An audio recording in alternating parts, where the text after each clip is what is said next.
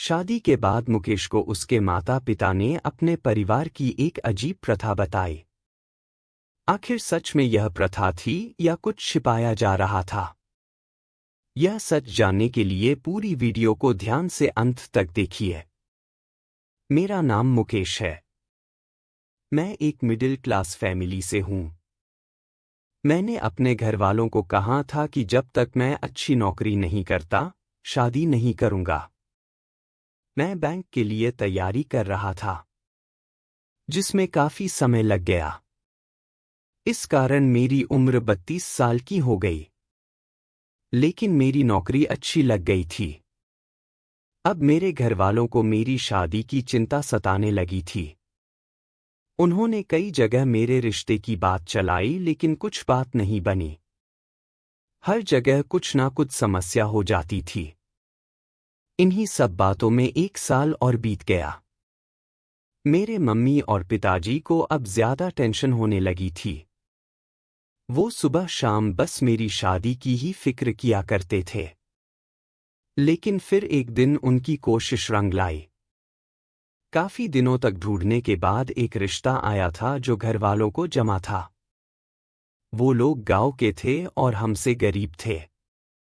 घर वालों ने मुझे उस लड़की की तस्वीर दिखाई। लड़की अच्छी थी। मैं कहीं और शहर में नौकरी करता था। मम्मी और पापा ने लड़की को उसके घर जाकर देखा था। मुझे भी लड़की देखने के लिए कहा था, लेकिन मैं आ नहीं पाया। मम्मी को लड़की पसंद आ गई थी। मम्मी ने कहा कि अब बस शादी जल्दी से करना है। शादी का ऐसा योग बन रहा था कि या तो शादी 15 दिन में हो या फिर 2 साल बाद।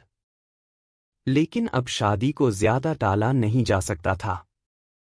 इसलिए शादी 15 दिन में होना तय हो गया था। इतने कम समय में अब मेरा लड़की देखने जाना हो नहीं सका। इसलिए मैं अब शादी के लिए ही छुट्टियां लेकर आ गया। मैं शादी के 5 दिन पहले ही आ गया। शादी की तैयारियां चल रही थी। बहुत जल्दी में सब तैयारियां पूरी करनी पड़ी। और फिर शादी का समय आ गया। शादी वाले दिन हम लोग बारात लेकर लड़की वालों के यहां पहुंच गए। वहां सबके चेहरे देख मुझे कुछ अजीब सा लगा। मुझे एक छोटे कमरे में ठहराया गया। मैंने पापा से पूछा, पापा यहाँ सब ठीक है ना? पापा ने बोला सब ठीक है। शादी गांव की थी। फेरों के समय भी लड़की ने अपना मुंह घूंघट से ढाका हुआ था। शादी के बाद विदाई होकर हम सब लोग अपने घर आ गए। घर आने पर मेरी सुहागरात के पहले ही मेरी मम्मी और पापा मुझे अकेले में ले जाकर कुछ ऐसा बताते हैं जो मैंने पहले नहीं सुना था। वो बोले कि हमारे घर में एक रिवाज और प्रथा है कि शादी होने के 15 दिनों तक दूल्हा अपनी दुल्हन का मुंह नहीं देखता। मैंने बोला, यह क्या? आज से पहले तो आपने इसके बारे में मुझे पहले नहीं बताया। वो बोले कि पहले नहीं बता सकते थे, क्योंकि पहले बताना अशुभ होता। इसलिए यह शादी के बाद ही बताया जाता है। मुझे समझ नहीं आ रहा था कि यह बात एकदम से कैसे आ गई। लेकिन फिर मम्मी पापा के ज्यादा जोर देने के बाद मुझे मानना ही पड़ा। पिताजी ने मुझे एक काला कपड़ा भी दिया और कहा कि इसे बांध कर ही कमरे में जाना। गलती से इसे नहीं खोलना। मेरे मन में कई तरह के सवाल और विचार आ रहे थे, लेकिन मुझे उनकी बात माननी ही पड़ी। क्योंकि वो जिस तरह से मुझे समझा रहे थे, मुझे उनकी आंखों में थोड़ा डर भी लगा। इसलिए मैंने उनकी बात मान ली। मैं काला कपड़ा लेकर अपने कमरे में गया। दरवाजा बंद किया और मेरी पत्नी सेज पर मुंह ढाके पहले से ही बैठी थी। मैंने अभी काला कपड़ा अपनी आंख पर नहीं बांधा था। मैं उसके पास गया तो सबसे पहले जो उसने कहा वो यह था कि आपको मम्मी पापा ने सब समझा दिया है ना? मैंने पूछा, उन्होंने तुम्हें भी कहा है? वो बोली, हाँ मुझे भी उन्होंने कहा है और हमें उसका पालन करना होगा। आपको सिर्फ मेरा मुंह नहीं देखना है 15 दिनों तक। मेरी पत्नी मेरे सामने थी लेकिन मैं उसका मुंह नहीं देख सकता था। मैंने अपना काला कपड़ा उसे दिया और उसकी ओर पीठ करके बैठ गया। उसने कपड़ा मेरी आंखों में जोर से बांध दिया। कपड़ा बांधने के बाद मैंने उसके हाथों को अपने हाथ में लिया, वह बहुत ही कोमल थे। उसके बाद मैंने करीब आधी रात तक उससे बहुत बात की। मैं उसे नहीं देख पा रहा था लेकिन उसकी तस्वीर मैंने देखी थी। इस तरह बंद आंखों के बीच हमारे नए जीवन की शुरुआत हो रही थी। दिन में भी इस बात का विशेष ध्यान रखना पड़ता था। वो पूरा समय घूंघट में ही रहती थी। शादी के पहले मुझे प्यार क्या होता है, इसका पता नहीं था। लेकिन शादी के बाद मुझे अपनी पत्नी से प्यार हो गया था। मैं बड़ी बेसब्री से 15 दिन खत्म होने का इंतजार कर रहा था। एक एक दिन निकलते रहे और मेरा प्यार बढ़ता गया। आखिर 15 दिन हो गए। मैंने अपनी मम्मी और पापा से कहा कि आज 15 दिन पूरे हो गए हैं, कुछ पूजा या दूसरा उपाय तो नहीं करना। उन दोनों के चेहरे पर एक अजीब से घबराहट थी। मुझे समझ नहीं आया कि क्यों वो लोग कुछ बोले ही नहीं। मैंने उनसे फिर पूछा कि क्या कुछ बात है? आप इस तरह से क्यों लग रहे हैं?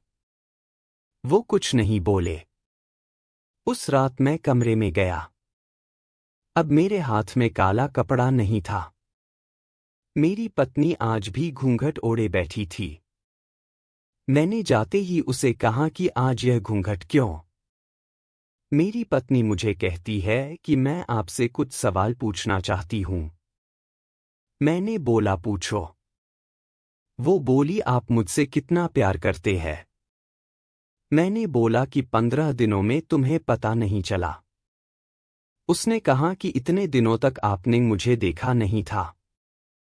अब सोचो कि आपको ऐसा कुछ देखने को मिल जाए जो आपने सोचा भी नहीं था, तो भी आप मुझसे उतना ही प्यार करेंगे या नहीं? मुझे उसकी यह बात समझ नहीं आई।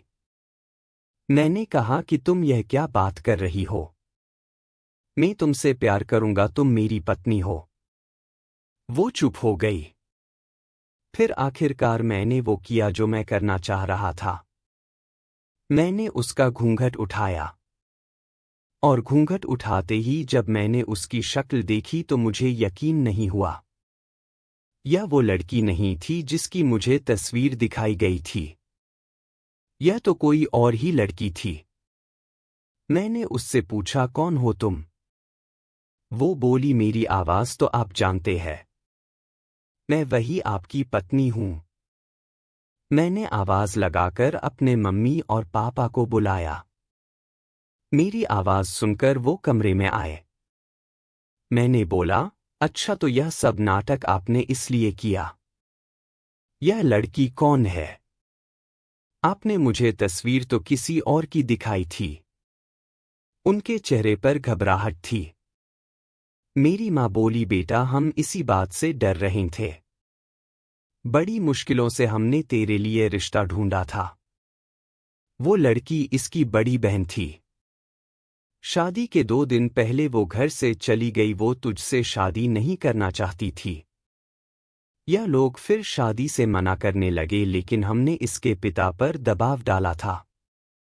धमकाया था, पहचान बताई, तो उन्होंने दबाव में उसकी 2 साल छोटी बहन से तेरी शादी करवा दी। हम तुझे बताते तो तू हमें ऐसा नहीं करने देता। सच जानकर तू कभी शादी नहीं करता इसलिए तुझसे छिपाया। तुम दोनों सही मायने में पति पत्नी बन जाओ इसलिए 15 दिन वाला नाटक किया ताकि बाद में तू इसे छोड़ नहीं सके। उनकी बात सुनकर मुझे यकीन नहीं हुआ। मैंने कहा शी आपने अपने बेटे की शादी के लिए किसी को धमकाया। आपने मुझे भी झूठ बोला, आपको शर्म नहीं आई? आपने इस लड़की की मर्जी के बिना जबरदस्ती मुझसे शादी करवा दी। उसके बाद भी यह आप लोगों की बात मान रही है। मम्मी और पापा बोले कि हमने यह सब तेरे लिए किया।